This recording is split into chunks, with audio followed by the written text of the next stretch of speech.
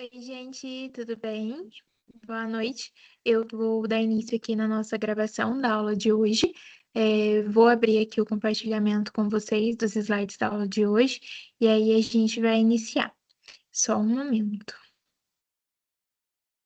que eu já começo a compartilhar a minha tela com vocês. Na aula de hoje, a gente vai revisar um pouquinho os temas que a gente viu nas últimas aulas de inquérito policial. E aí dá início ao nosso tema de ação penal. E vamos também passar pela linha do tempo que eu vou trazer aqui para vocês, do processo penal.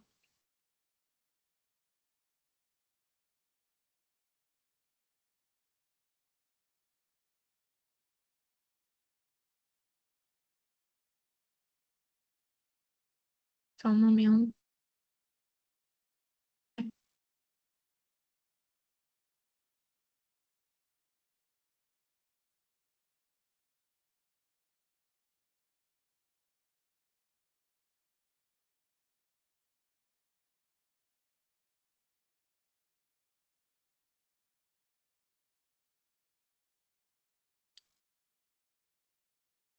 Acho que tá, já iniciou o nosso compartilhamento. Vou abrir aqui com vocês.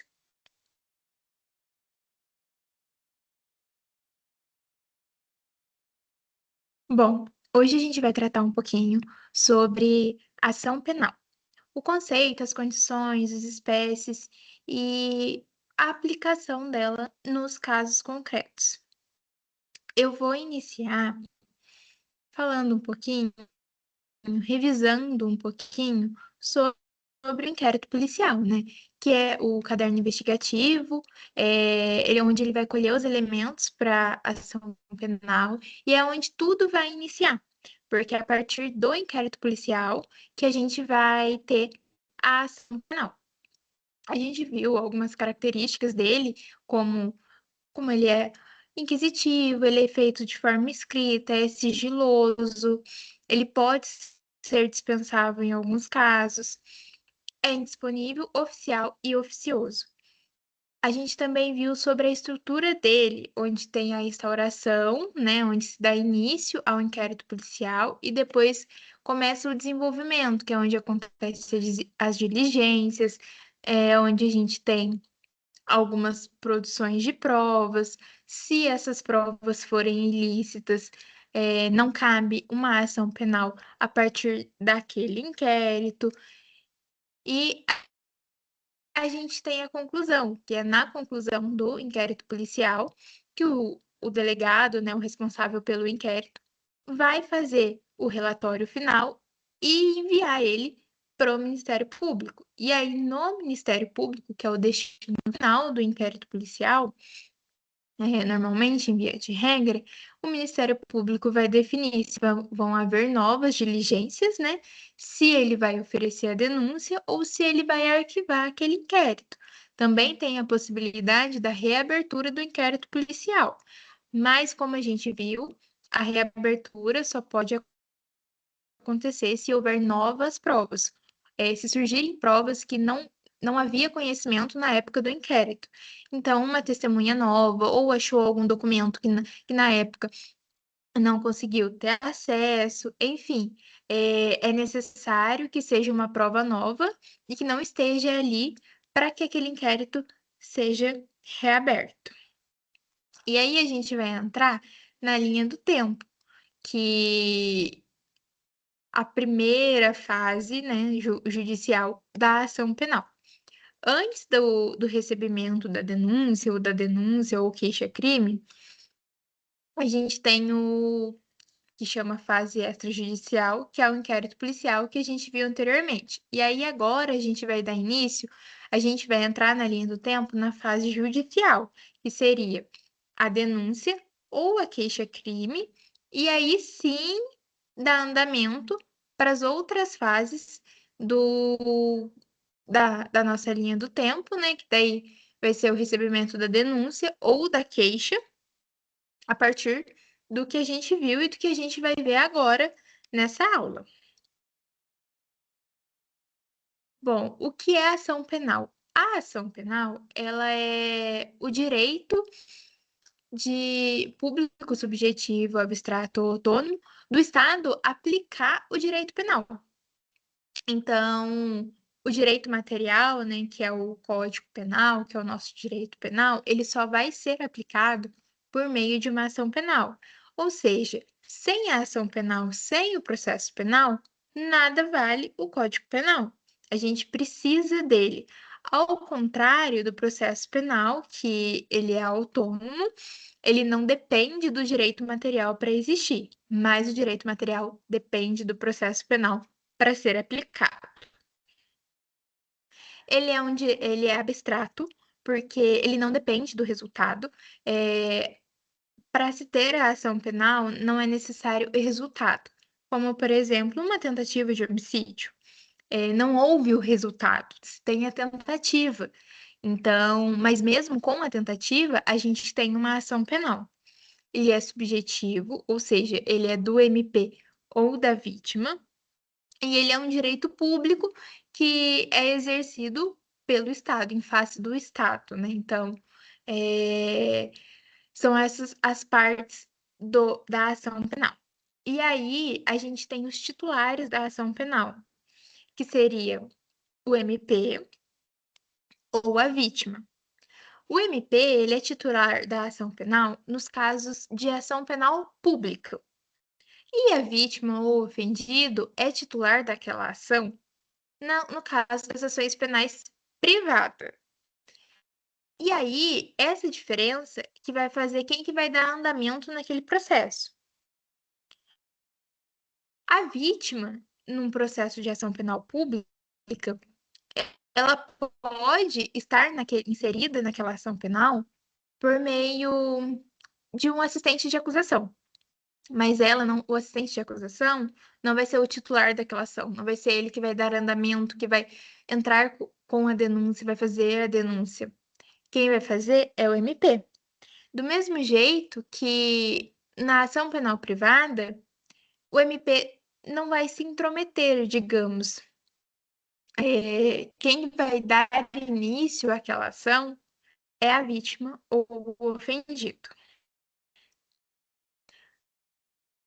Depois, a gente tem as condições da ação penal, que são os requisitos para que aquela ação penal exista.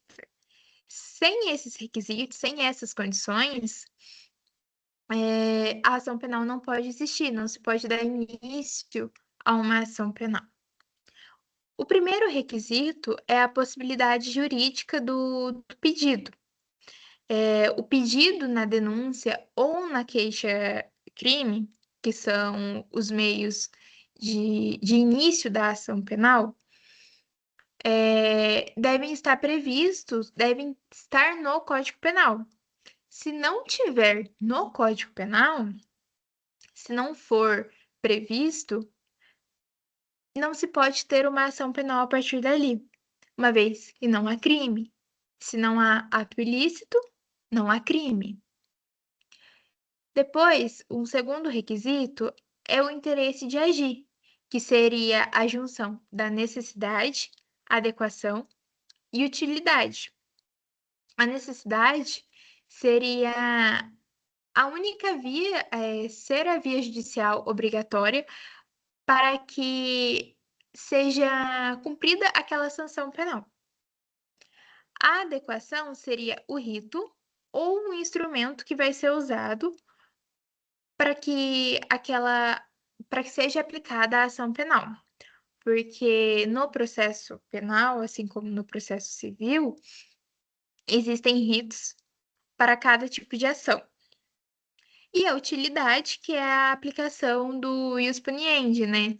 Que seria o direito do Estado de punir.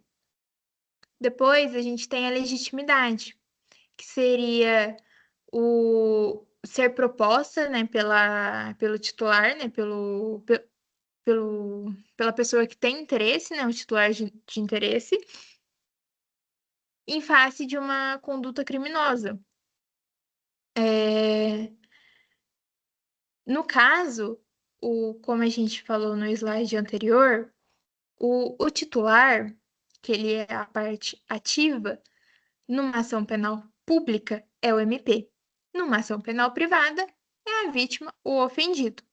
E aí ela vai ser proposta em face de quem teve aquela conduta criminosa, que daí vai ser a parte passiva da ação penal. E aí a gente entra na justa causa, que seria ter o mínimo de ter a materialidade, tipicidade e autoria, que seria, sem elas, não há justa causa. A justa causa é ter o crime, ter a autoria, saber quem quem praticou aquele delito e ter a tipicidade, ser ato atípico. Sem indícios suficientes de autoria ou de prova daquela materialidade ou ausência da tipicidade, não há ação penal, não há delito, não há como se punir alguém. E aí, falando um pouquinho mais, né, sobre a justa causa, a gente tem que falar que existe um ato probatório, né, que seria requisitos, né, que seria o mínimo da materialidade e autoria para que aquela denúncia seja recebida. Se aquela denúncia for recebida sem justa causa, aí numa resposta à acusação, né, na prática, numa resposta à acusação, a gente vai pedir a inépcia daquela denúncia. A gente vai pedir para que aquela denúncia seja rejeitada, né, a rejeição dela, que ela não poderia ser aceita. E aí, sem a justa causa, não há ação penal. Outra coisa, a justa causa, ela não pode decorrer de provas que foram obtidas por meio ilícito, no inquérito policial, por exemplo. O MP recebe o inquérito, promove a denúncia e naquela denúncia, as provas usadas para comprovar uma justa causa foram obtidas por meio ilícito. Nesse caso, aquela denúncia, aquele inquérito policial, ele é viciado, então ele não pode ocorrer. Naquele não pode ocorrer, aquela denúncia não pode ocorrer a partir daquele inquérito policial com uma prova ilícita. Então, a gente tem que pedir a rejeição daquela denúncia, né, por falta de justa causa. Não há indícios suficientes para comprovar a justa causa, sendo que por meio de uma prova ilícita. Porque lembra que a gente comentou nas aulas anteriores, todas as provas ilícitas, né, que decorrem, que dão a uma ação, que decorre de alguma coisa, tem a teoria do fruto da árvore envenenada. Então, elas devem ser desentranhadas dos autos. A mesma coisa vale aqui, né, na justa causa. É aqui que ocorre essa aplicação. Então, se no inquérito policial existiu algum vício, alguma prova ilícita, aquelas provas não podem ser usadas para justificar a justa causa. Aí a gente tem duas observações no caso do réu de menoridade ou dos agentes inimputáveis, que é diferente, né, do réu, do agente que é menor. O réu menor, ele não tem legitimidade para ser processado. Então, o processo ele é extinto por ausência de legitimidade. Não é de competência do juízo penal punir aquele menor. No caso dos inimputáveis, que é diferente, né, da menoridade, a denúncia ela pode ser recebida, vai decorrer o processo, né, vai ser aplicada a ação penal, e aí, no final, vai se ter uma absolvição imprópria, né, com medida de segurança, ou seja, uma futura internação daquele agente. E aí, a gente vai falar agora sobre o início dessa ação penal, né? Que são as peças iniciais, que é a denúncia e a queixa-crime. Como a gente comentou, a denúncia, ela é a peça do Ministério Público numa ação penal pública. E o MP, ele tem um prazo, né, para oferecer essa denúncia, que é de 5 dias preso, 15 dias para o réu solto. E é obrigatório conter algumas coisas naquela denúncia. Se não tiver presente esses requisitos, a denúncia pode ser rejeitada. E aí, agora a gente vai entrar um pouquinho no que é. Na denúncia, o MP ele tem que fazer a exposição dos fatos, né, do fato criminoso, com as circunstâncias que aquele fato ocorreu. Além dele identificar o acusado, né, fazer a identificação dele e a qualificação do acusado, classificar o crime, porque o acusado ele vai se defender daquilo que ele está, daquela classificação que se tem na denúncia. Se não houver uma classificação, ou se a classificação for errada, o acusado ele vai se defender daquilo. Em alguns casos, não é obrigatório e não é necessário ter rol de testemunhas, né? Quando se tem, aí se coloca na denúncia. A queixa-crime, ela é um pouco parecida com a denúncia. A diferença é que a gente vai ter ela vai ser uma peça da vítima, do ofendido, ou de quem estiver representando o ofendido em caso de morte. Os personagens, em vez de ser denunciante ou denunciado, vai ser querelante e querelado. Querelante é quem está pedindo, quem está querendo. Querelado é quem está sendo acusado. Também, como na denúncia, deve-se ter a individualização das condutas, que seria a classificação do crime, e individualizar a conduta conforme o praticado. Não se pode ter uma denúncia ou uma queixa-crime genérica, porque isso pode gerar prejuízo para o acusado, para quem está sendo acusado. Então, é vedado essa denúncia genérica. Até porque, numa denúncia genérica, pode não se ter a qualificação ou a identificação exata do acusado. E aí pode-se ter um erro em quem vai ser acusado no futuro. Às vezes, pode-se ter uma pessoa parecida, com as mesmas qualificações, por exemplo, e aí pegam essa pessoa e, na verdade, ela não é. Justamente porque não houve uma identificação correta ali, algo que diferenciasse de uma pessoa para outra. E o conteúdo é basicamente o mesmo que tem na denúncia. As espécies de ação penal. Como a gente tinha comentado, existe a ação penal pública, que é o MP, o titular, e a ação penal privada, que é a vítima ofendida, que é o titular. A ação penal pública, existem duas classificações, podemos dizer. Existe a ação penal pública condicionada à representação e a ação penal pública incondicionada à representação. Qual que é a diferença das duas? Na condicionada à representação, o MP ele só vai poder atuar, ele só vai poder denunciar, oferecer uma denúncia, se a vítima representar o acusado. Se a vítima chegar na delegacia, por exemplo, e promover o interesse, formalizar o interesse de ver o réu, né, de ver o acusado sendo processado. Se não houver o interesse da vítima em ver o réu sendo processado, o MP não pode oferecer denúncia, por mais que seja uma ação penal pública e ele seja titular da ação.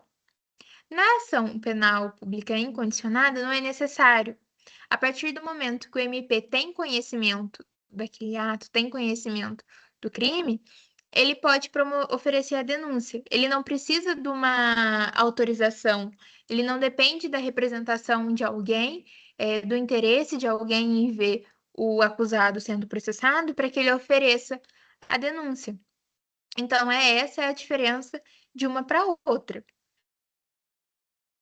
No caso da ação condicionada, da ação penal pública condicionada à representação, existe um prazo decadencial, que é o prazo de 6 meses a partir do momento que a vítima tomou conhecimento do autor daquele fato. Então, um crime de estelionato, por exemplo. O crime de estelionato, ele é uma ação penal pública condicionada à representação. Se eu sou vítima de um estelionato e, e eu não chego para expor meu interesse, né, de ver o, o acusado, né, quem praticou o estelionato comigo, em ser representado, ser representado não, em ser processado, o MP não pode promover aquela ação. E o prazo para eu promover essa representação é de 6 meses a partir do momento que eu tenho conhecimento de quem praticou aquele crime.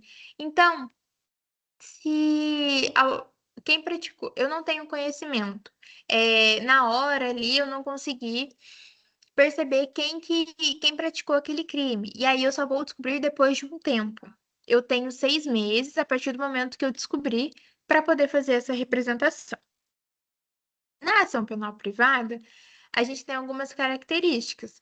Ela é exclusiva, ela pode ser exclusiva, ela pode ser personalíssima ou ela pode ser subsidiária da pública.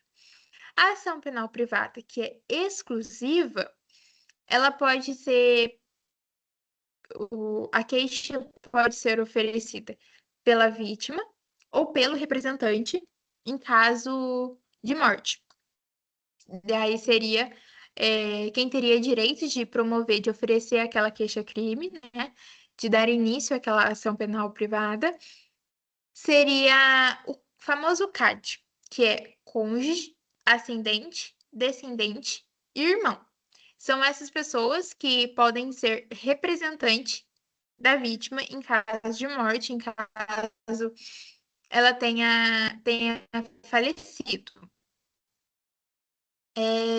A ação penal privada personal, somente a vítima pode propor, somente a vítima pode oferecer a queixa-crime. Ela não vai se transferir nem aos herdeiros e nem ao CAD, é somente a vítima.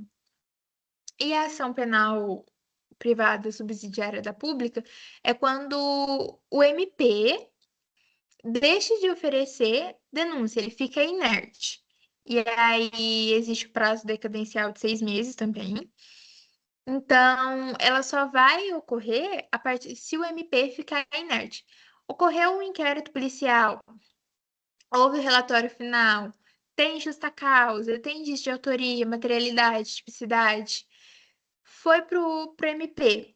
Chegou na mão do MP, o MP ficou inerte, o MP ficou parado, ele não ofereceu a denúncia, o ofendido, a vítima, tem o direito de promover uma queixa-crime, de oferecer uma queixa-crime, e aí ela vai ser uma queixa-crime subsidiária da pública, que vai ser uma ação penal privada, em que o ofendido vai promover. Agora a gente vai falar um pouquinho sobre a representação. A representação, ela pode ser feita, né, o destino dela é nas autoridades policiais, ou seja, numa delegacia, por meio de um boletim de ocorrência, ou algo do tipo, para o Ministério Público ou juiz. Esse vai ser o destino da nossa representação. O prazo da representação, ele é de 6 meses a partir do conhecimento da autoria ou do fato. Então, se ocorreu o fato e você tem conhecimento da autoria, já começa a contar o prazo decadencial. Se ocorreu o fato e você ainda não tem conhecimento da autoria, o prazo vai acontecer a partir do momento que você tem o conhecimento de quem praticou aquele ilícito. existe uma possibilidade de retratação, que é onde a pessoa fala que não tem interesse na vítima ser. Na vítima não. A vítima fala que não tem mais interesse no denunciado, né? Do ser denunciado, no acusado ser denunciado. E existe um prazo para que seja feita essa retratação. Essa retratação pode ser feita até o momento da denúncia. Então, antes de ocorrer a denúncia, a partir do momento que o MP faz a denúncia, que o MP oferece a denúncia, não existe mais a possibilidade de retratação. Ela deve ser feita formalmente, podendo ser feita, pode ser oral ou pode ser escrita, mas ela deve ser. Não existe essa formalidade, né? Mas ela deve ser feita à autoridade policial, Ministério Público ou juiz. Em caso de morte, né? Aí a gente entra o CAD de novo, cônjuge, ascendente, descendente ou irmão. É transferido esse direito a essas pessoas no caso de morte da vítima. Existe um caso mais os casos mais excepcionais, que seria na Lei Maria da Penha, mais especificamente na retratação. Diferente da retratação comum, que é feito por outros crimes, no crime que envolve a Lei Maria da Penha, essa retratação ela só pode ser feita perante o juiz ou MP numa audiência designada para isso. Então, a vítima vai.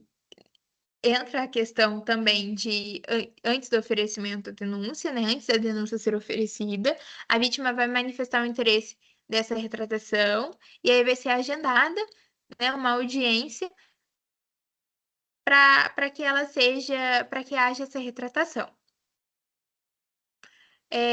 No caso no recebimento, né, do inquérito policial, o MP ele pode abrir o prazo de 6 meses para uma queixa substitutiva, né, que abre esse prazo. No caso do MP não ficar inerte, né, que é o que a gente falou anteriormente na inércia do MP, porque a representação ela vai ocorrer nas ações penais públicas. E aí, se o MP ficar inerte, se o MP não requerer novas diligências, não arquivar, não oferecer denúncia, não fazer nada, ele ficar inerte, e aí vai abrir o prazo para queixa substitutiva. Existem alguns casos, né, especiais que envolve a ação penal, que é o que a gente vai falar um pouquinho agora sobre como é aplicada no caso concreto. Os crimes específicos, né? Por exemplo, o Fred trouxe alguns exemplos e aí eu resolvi trazer aqui para vocês para a gente falar um pouquinho.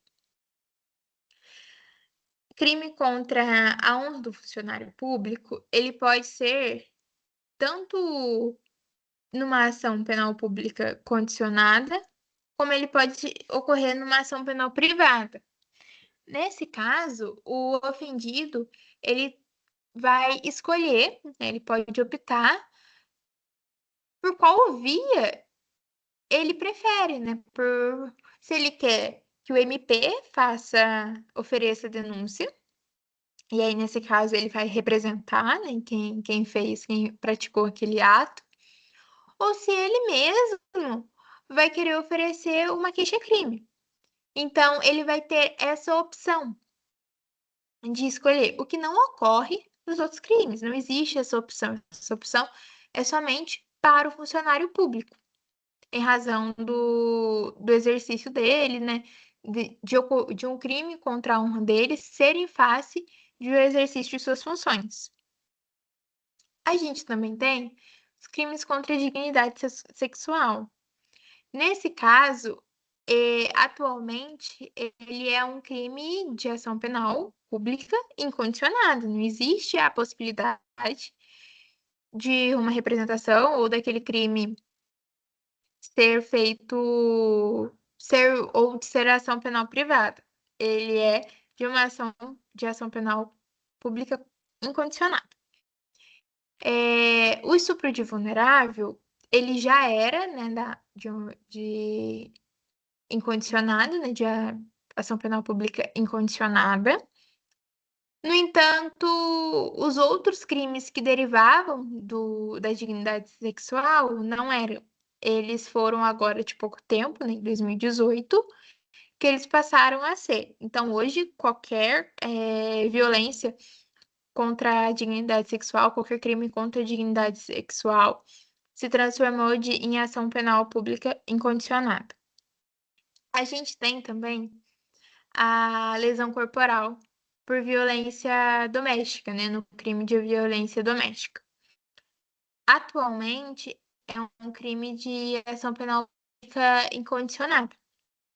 E a vítima, ela não pode impedir, né, que aquela ação decorra, que aquela ação seja iniciada pela simples retratação da representação, não. Como a gente falou anteriormente, existe a possibilidade. Vou voltar ao slide. Existe a possibilidade, né, na Lei Maria da Penha, que é a Lei de Violência Doméstica, da representação, mas ela vai ser uma representação um pouquinho mais complicada, porque vai ter que ser marcada audiência, a vítima vai ter que falar perante o juiz que tem interesse no prosseguimento daquela ação. Então, houve alguns empecilhos justamente para a segurança da vítima, né, de violência. E aí, por último, a gente tem o crime de injúria qualificada e injúria racial. Atualmente, a injúria ela é equiparada ao racismo, né? Então, até 2023, que foi quando essa lei foi antes dessa lei, ela era um crime de ação penal pública condicionada. Ou seja, exigiam o requisito prévio, que seria a representação. Depois dessa lei, após a promulgação dessa lei em 2023, houve a equiparação do crime ao racismo. E aí se transformou em ação pública incondicionada e ele é imprescritível, não se há um prazo de prescrição. E dentro dessas ações penais, de tudo isso, é, é muito importante que a gente se atente a como ela funciona, principalmente aos crimes que decorrem de uma representação. Porque a falta da representação, isso eu falo tanto na prática, como, por exemplo, para aqueles que vão fazer a OAB, a segunda fase da OAB, em direito penal. Essa é uma pegadinha que a banca gosta muito.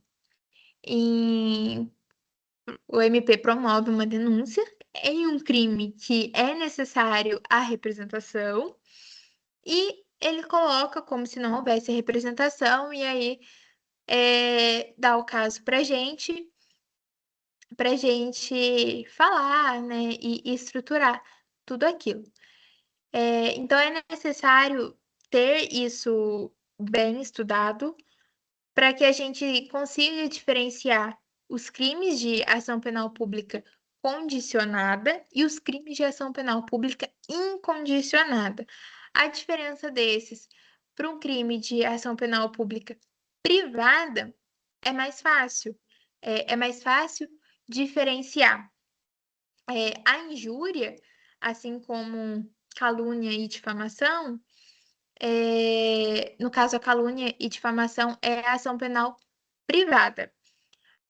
A injúria já era condicionada, atualmente ela se tornou incondicionada. Então, é sempre muito bom a gente ter essas atualizações e saber essa diferença para que na prática, principalmente em uma prova, a gente não caia numa pegadinha. Bom, gente, foi a nossa aula de hoje. O conteúdo foi um pouquinho mais curto. Ah, eu vou terminar a aula agora por aqui. Vou encaminhar esse material para vocês. E se caso alguém tenha alguma dúvida, podem entrar em contato comigo, tá bom? Muito obrigada.